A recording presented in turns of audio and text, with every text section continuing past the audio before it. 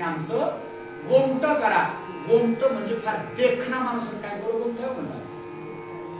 गोमट गोमट म्हणजे मनाला भावेल असं. आता मारुद्र्याचं स्वरूप कसं चालेल? किती गोमट दिसायला. गोमट म्हणजे मनाला भावेल असं देखणं. आमचं असं करा की जगाला गोमट वाटावं, जगाला आमच्याकडे आदर्श म्हणून बघावं असं आमचं गोमट करा, कारण आमचं भार तुमच्यावर आहे. महाराज साधू संतांनी सर्वस्वी भार देवावर अर्पण केला म्हणून देवाला त्यांचा भार व्हावा लागला. मला एक महाभारतात नेऊन दाखवतो. आता आपण महाभारताचं नैरक महाभारतात असा प्रकार घडला. देव भार टाकलेल्याचं कसं रक्षण करतो, गोमट कसं करतो हे सांगायचं मला. एका दिवशी असा प्रकार घडला. युद्ध संपलं. युद्ध संपल्यावर धर्मराजा बाजूला भगवान गोपालकृष्ण उभा राहून आहेत, धनुर्धारी अर्जुन आहेत आणि बातचीत चालली. महाराज धर्मराजा म्हणले, अर्जुना बारीक काय का बरं, अर्जुना तुझ्यासारखा धनुर्धारी असताना इतका काळ आपलं लेकरू मेलं, घटोत्कच मेला, अजून अभिमन्यू मेला, काय करावं तुझ्या गांडीवाला? चुलीत घाल. कोण? धर्मराजा सत्यमा सांग. चुलीत घाल म्हणल्या बरोबर अशी तळपायाची आग मस्तकाला गेली. म्हणसाल एखाद्या लेकराला म्हणाव तुझं मोबाईल आण इकडं चुलीत घालतो म्हणून द्या, ते पोरग त्याची तळपायाची आग मस्तकाला लागली. शस्त्र व्हायचं. दुर्योधनाला वाटलं माझ्या गांडीला कोणी काय म्हणते, असा तितक्यात त्यानं तलवार काढून आता मारणार भावाला. तितक्यात देव म्हणजे येडा झाला असते काय. भाऊ म्हणजे भाऊ बापासारखा असते, बापाच्या भावाच्या अंगावर तलवार घेऊन हे कोणी शोधते. लगेच त्याला लक्षात आलं बरोबर आहे म्हणजे देवा, पण मी असा पण केला होता, जो कोणी माझ्या गांडीव नावाच्या धनु म्हणजे धनुष्याला काय म्हणेल त्याचा शिरच्छेद करील, त्याचा शिरच्छेद करील असं म्हटल्यावर सांगितलं असं पण केलास ना? हो. शिरच्छेद करायचंय ना? हो. भावाला मारतोस काय? नाही नाही हो म्हणला. तुला एक सांगतो, तुझा पणही खरा होईल आणि भावाला मारणंही वाच. हा हा बरोबर. मधला मार्ग सांगतो म्हणले. सगळे मधले मार्ग देवाला माहित राहतात. देव म्हणले अर्जुना थांब तुला मधला मार्ग सांगतो. देवाला म्हणला अर्जुना असा कुठं मधला मार्ग राहते का? माझ्या धनुष्याला कोणी नाव लावलं तर शिरच्छेद करील असा पण आहे. मग जर माझ्या धनुला माझ्या दादांनी नावबोट ठेवलंय, त्यांना मारलं तरच पण पूर्ण होईल, मारलं नाही तर पण कुठला पूर्ण होईल. मधला रस्ता काम केलं. नाही नाही तुला सांगतो काय करायचं. शास्त्रामध्ये असं सांगितलंय, आपल्यापेक्षा वडील धाडील माणसाला मारलं किंवा माराव असं काही नसते. म्हणजे आपल्या वडिलाला म्हणा किंवा वडील भावाला म्हणा, त्याच्या समोर त्याला 4-2 गोष्टी बोललं की त्याला मारल्यासारखंच होते. त्याला मारल्यासारखंच होते. आणि 1-2-3 शिवा दे म्हणले धर्मराजा. शिवा दिली की त्याच्या मनाला काय वाटते, आपल्या समोर जन्मलेलं मला शिवा देऊ लागले म्हणून ते लाजीरवान होते, स्वतःच्या जीवाला मेल्याने वाटते. म्हणून त्याचं वचन पूर्ण होईल. एक तर भाऊ मरणार नाही पण वचन पूर्ण होईल. काय करायचे? हा हे बघ 4-2 गोष्टी वाहत्या गंगामध्ये हात देऊन घेतले. तसं काय बोलायचं मत नव्हतं. 8 दिल्याशिवाय 4 म्हणल्या होत्या 8 दिल्या. 8 दिल्यावर आता थांबाव की पटकन तलवार काढीन आपल्या गळ्यात. अरे का होय अर्जुना, मी असं एक वचन घेतलं होतं, म्हणजे प्रण केलं, माझ्या भावाला कोणी काय म्हणत त्याचं शिरछेद करेल. तेव्हा म्हणाले देवा काय मधला मार्ग आहे का? देव म्हणे काय मधला मार्ग नाही बाबा. नाही नाही असं बघा की बघा की बघा. नाही नाही नाही मधला मार्ग नाही. मग तितक्यात तलवार घालत खटकन हात धरलं देवानं. अर्जुनाला सांगितलं इथे मधला मार्ग सांगतो थांब. स्वतःच्या तोंडानं स्वतःच वर्णन करणं हे स्वतःला मारल्यासारखंच होतं. म्हणून महाराज स्वतःच्या तोंडानं स्वतःचं वर्णन करणं हे स्वतःला काय होते, मारल्याकरताच होते. हे महाभारतात सांगितलंय. मला सांगायचं काय एक होतं, दोन्हीही संकटातून वाचवलं येतं कोणाला? देवानं. का? भार होता. अजून तिसरं महाभारतातलं प्रकरण सांगतो ना अभंगाकडे. जेव्हा युद्धामध्ये अभिमन्यू बाळ चक्रव्यूहामध्ये घुसला, चक्रव्यूहामध्ये त्याला मारलं. मारल्यानंतर जेव्हा त्या ठिकाणी अर्जुन जवळ गेलं, पोरगं पडले. पोरगं पडल्यावर रडू लागले. रडताना बघितलं, काय म्हणले, रडतोस? कोणाचं लेकरू आहे माहितीस ना तू? शोभत का म्हणले तुला रडायला?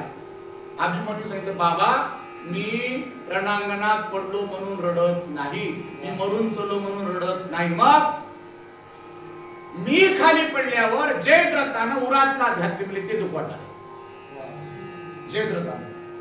जयद्रथानं उरातला घातली म्हणल्याबरोबर तळपायाच्या मस्तकाला गेली. उद्याच्या दिवशी जयद्रथाला मारील सूर्यास्तापर्यंत, नाहीतर मी स्वतः अग्निकाश घेईल. पणच केलं. पण करण्यामध्ये अर्जुन नंबर 1 ला चटकीन पण करायची. दुसऱ्या दिवशी काय केलं या लोकांनी, त्या जयद्रथाला लपवून ठेवलं. त्याला रणांगणात येऊ दिलं नाही होता. कारण त्यांना वाटलं बिन काठीशिवाय सरत मरत असल तर काठी कशाला काढावं. काठी साबूत एक मन आहे तुम्ही सोयऱ्याच्या हातात काठी देत कधी मन आहे. सोयऱ्या चावलंच तर सोयऱ्याला चावी असे काय मन आहे. त्याला काढलंच नाही. आता संध्याकाळ झाली, सगळीकडे दिवसभर अर्जुन फिरला पण कुठं जयद्रथ दिसला नाही. काय करावं आता? देवाला चिंता पडली. आपण जर असं येड्यावनी भात खात बसल्या तर आपल्या शिष्याचं कसं होईल? मला एकच सांगायचं आहे, भार ओझे तुम्हाशी हे सांगायचं आहे. मग देवाच्या लक्षात आलं इथं आता काहीतरी लीला करावं लागते. पटकन आपलं चक्र सूर्यदेवाला आड लावलं. पूर्वीची पद्धत होती, वांबाळ पडायला लागला की युद्ध संपत चालायचं. मग सूर्याला आड लावल्याबरोबर वांबाळ पडलं, शंख वाजलं, रणांगण थांबलं. थांबल्यानंतर पण केलं, जयद्रथाला मारीन सूर्यास्तापर्यंत अग्निकाश घेईन. अर्जुन बोललेल्या वचनाला जागणार होता. अग्निकाश लावलो. लावून आता त्या ठिकाणी उडी मारणार आहे. बघायला आलंय ते जयद्रथ्या. दुसऱ्याचं वाईट झालेले बघायचे ते लई जयद्रथ आहेत महाराजांच्या काळात. पण कळत नाही त्याला, अजून संध्याकाळ झाली नाही म्हणायचं. आला माणसं म्हणले जाऊ नको, ते माणसं आधीच चालू आहे.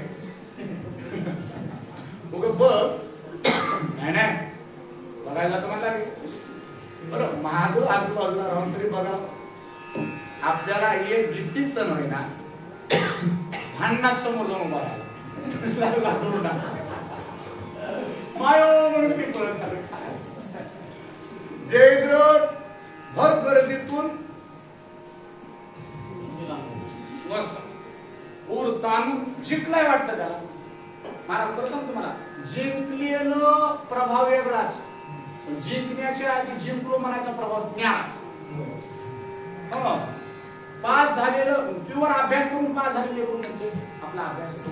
म्हणजे अभ्यास केला नाही, उगं 35 बसत पास झालं. समोर येऊ, समोर आल्याबरोबर देव म्हणले अर्जुना तू काय कर, क्षत्रिय आहेस, कमीत कमी मरताना आपल्या क्षत्रासह मरून. शस्त्र धनुष्य घेतलं, धनुष्याला बाण लावलं, प्रदक्षिणा मारायला लागला. जयद्रथ उभा टाकलाय.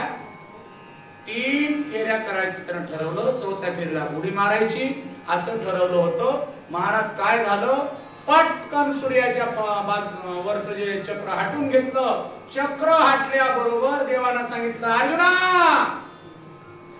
ते सूर्य ते जयद्रथ बघ म्हणले. तात्काळ लावलेला बाण होता, आर पार गेला, जयद्रथ मेला. कार्यक्रम संपला. आता या अभंगाकड जयद्रथ मरो, त्याची तिकडे तेरवी हो अथवा दसक्रिया हो, आपल्याला काही देणं घेणं नाही. देवानी रक्षण केलं अडचणीतून, होईल कैवारी नारायण.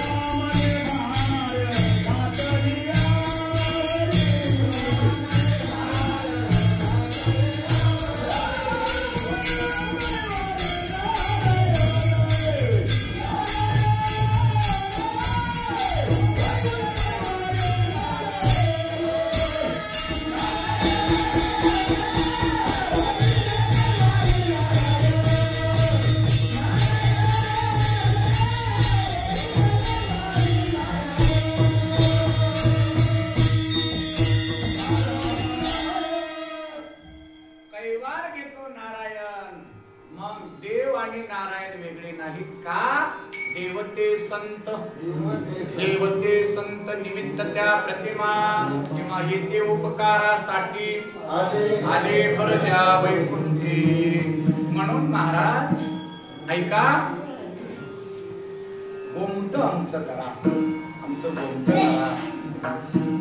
कारण आम्ही तुमच्यावर भार घातलेला आहे आणि भार घातले त्याला तुम्ही अवहेल करू शकत नाही. कारण वंचिले ते पायापाशी नाही, याशी वेगळे, याच्या वेगळं करू नका. का चरण हे सर्वस्व आहे. आणि तुम्हाला सांगू, जीवनामध्ये परमार्थ क्षेत्रात सर्वात मोठा प्रश्न आहे मनाला स्थिर करण्याचा. भक्ती कोणी कमी करत असेल, जास्त करत असेल, प्रपंच कोणी कमी जास्त करत असेल, पैसा कोणी कमी जास्त कमवत असेल, सगळ्याचे हे छोटे मोठे सुख दुःख प्राप्त आहेत. पण एक मात्र दुःख सगळ्याला सारखं आहे, मन स्थिर होईना. मन स्थिर होईना.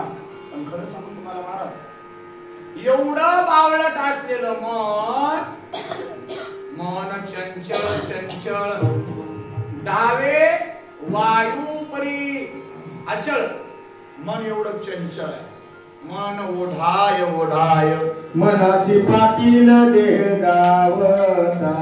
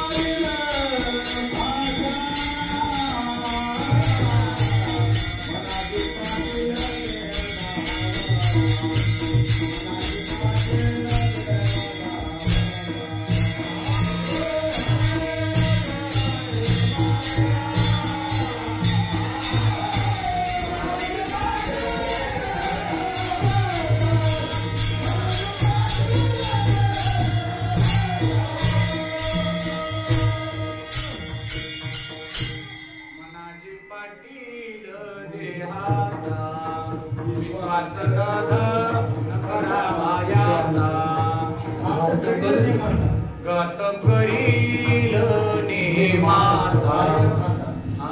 पाडील फासा रे माझा मनाची पाटील देहाचा. मन पाटील आहे पण यानं कित्येकाला घामाघूम केलं. पण खरं सांगू तुम्हाला जगाच्या पाठीवर एकच जागा आहे, संताचे पाय आणि देवाचे पाय. आणि एकदा देवाच्या पायावर गेलं रे गेलं. आता कोटे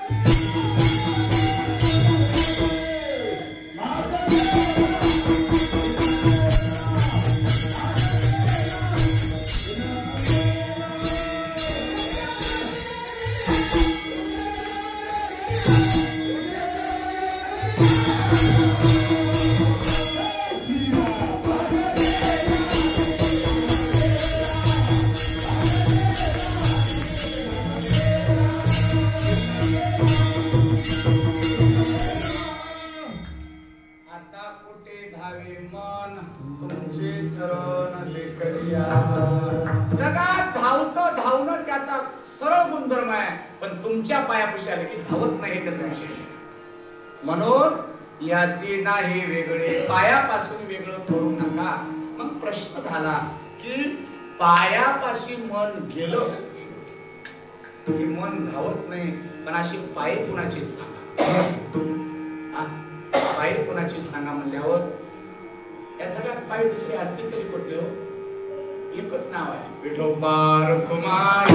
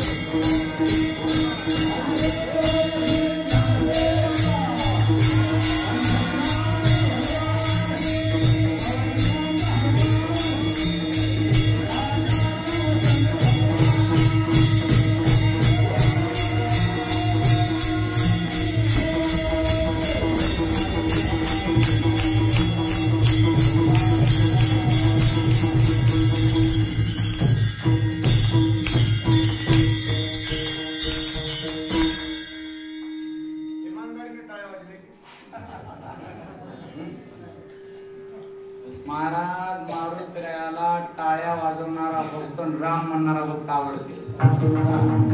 बरोबर आहे की टाळ्या वाजवणारा टाळ्या वाजवून भजन करतो. श्रीराम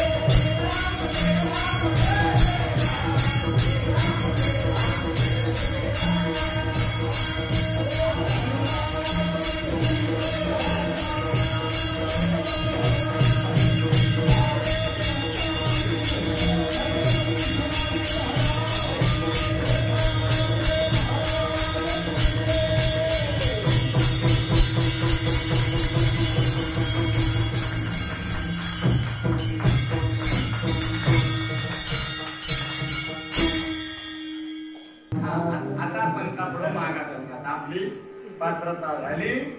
आणि खरं सांगा मला, आता पात्रता झाली कारण आता आपल्याला जे संतांनी जीवनामध्ये सांगितलंय की ते आपल्याला आता करायला आपण सुसज्ज झालो. स्वयंपाक तयार आहे, आता बसायचंय पंक्तीवर, आता जेवायचं आहे. पण एकच शब्द शेवटचा राहिलाय, ते म्हणजे तुकाराम महाराज म्हणले, तुका म्हणे सोडल्या गाठी दिली मिची पायासी. मग गाठ होती ती सोडणार. गाठ कोणती होती? गाठी आणि काय तुम्हाला एकच गाठ सांगतो, मधली. माहिती तुम्हाला मधली गाठ?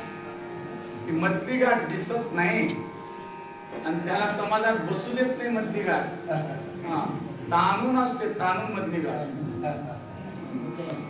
ही गाठ सोडावं लागते, सगळ्याच गाठी सोडावं लागते. आणि लग्न झाली की गाठ मारली जाते. लग्नामध्ये काय करतात? गाठ मारतात. संतांनी सांगितले गाठ सोडावं लागते. सोडल्यावर पायाला मिठी देतात ते. आधी गाठ जावं लागते पोटात. म्हणून माणसानं वरून मळ काढलेलं चालते, पण मरण निर्मळ असतं. मन चंगातो कठोटी मेघ नाही निर्मळ जीवन तैसे शुद्ध शुद्ध नाही येथे बोध करील काही. म्हणून महाराज आपली गाठ सोडावं लागते. जेव्हा गाठ सुटल त्यावेळेस देवाच्या पायावर मिठी भेटल. ज्या दिवशी मिठी भेटल त्या दिवशी संसाराचा धागा तुटल. आणि ज्या दिवशी संसाराचा धागा तुटल त्या दिवशी देव भेटल. देव भेटल, देव भेटल. या अभंगाचं शेवट. तुका म्हणे सोडल्या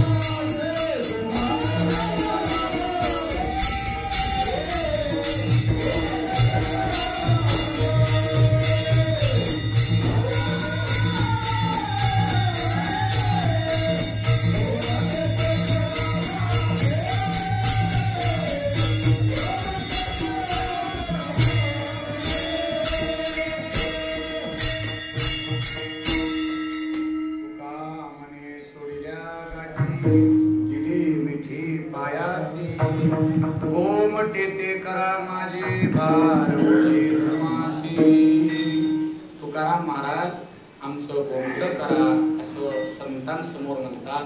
त्या संतांचं नाव सांगतो, पाठ ठेवा. ज्ञानेश्वर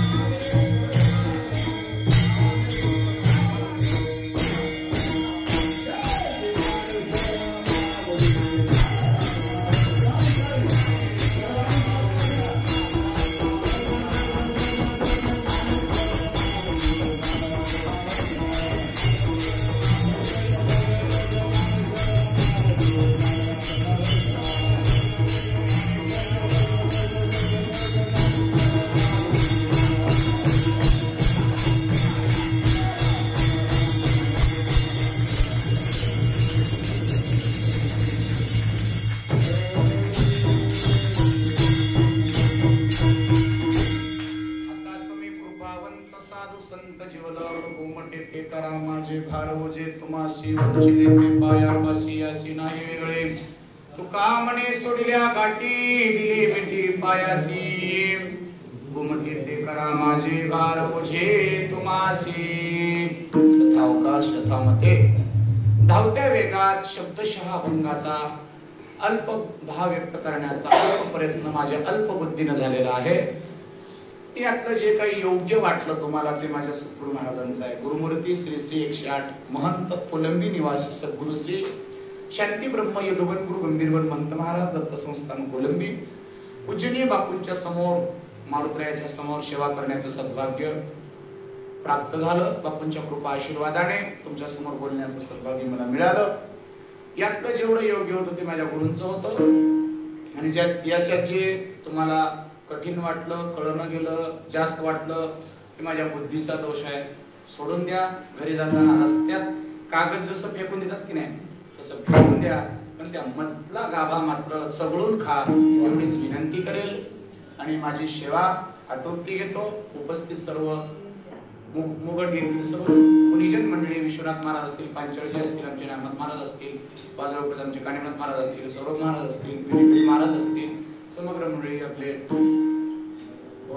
बाबुरावजी असतील, सगळी तरुण तरुण आमचे नागरावजी असतील, सरेगावचे आहेत पण तुमच्या गावामध्ये राहतात. आणि आमची जोड सगळी केलीच लावतात तिकडे. दोन्हीकडे आपल्याच गावाचं मोठे करून घेतात. महाराज सरेगावचा कीर्तनाला सरेगावच. आमचे नागरावजी असतील गिरे त्यांचे त्या ठिकाणी करतो. आमचा पंचा प्रभाकर असेल, सगळी गुढीजन धन्यवाद कमी आहेत. आमच्या मायमावल्या आहेत, उपस्थित आहेत. पुरुष सगळ्यांचं मनापासून कौतुक. तुमचे कुलकर्णी जे असतील अतिशय चांगल्या प्रकारची सोबत पूजा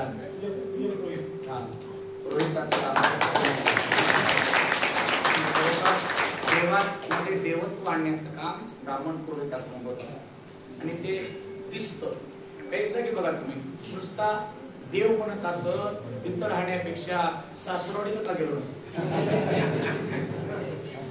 मारुतीचं म्हणणार दुसऱ्या दिवस पण दुर्दशा पाहिलं पण इथं बघा प्रत्यक्ष मारुतीच्या समोर आम्हाला सेवा करण्यासाठी सर्वांचं विण्याचा पारा अतिशय लहान लेकरं विना घेतात विना असेच लोक घेतात जे विनाकारण राहतात विनाकारण लोक इथे येणार विनाकारण जे राहणार ते लोक विना घेतात आलं का लक्षात आणि विना घेतलेला माणूस कधी विनाकारण होत नाही हे लक्षात ठेवा म्हणजे विना घेत जा टाळ घेत जा टाळ घेतलं की देव तुमची टाळाटाळी करणार टाळाटाळी लोक लावणार म्हणून टाळी वाजवायला टाळाटाळी करायची नाही आणि जो करील टाळाटाळी जो करील टाळीची टाळाटाळी त्याची यमकव टाळी आणि जो कीर्तनात वाजवतो टाळी देव त्याची त्रिभुवनात वाजवतो टाळी म्हणून अंतःकरणातून सर्वांनी टाळी वाजवा विठ्ठल जय जय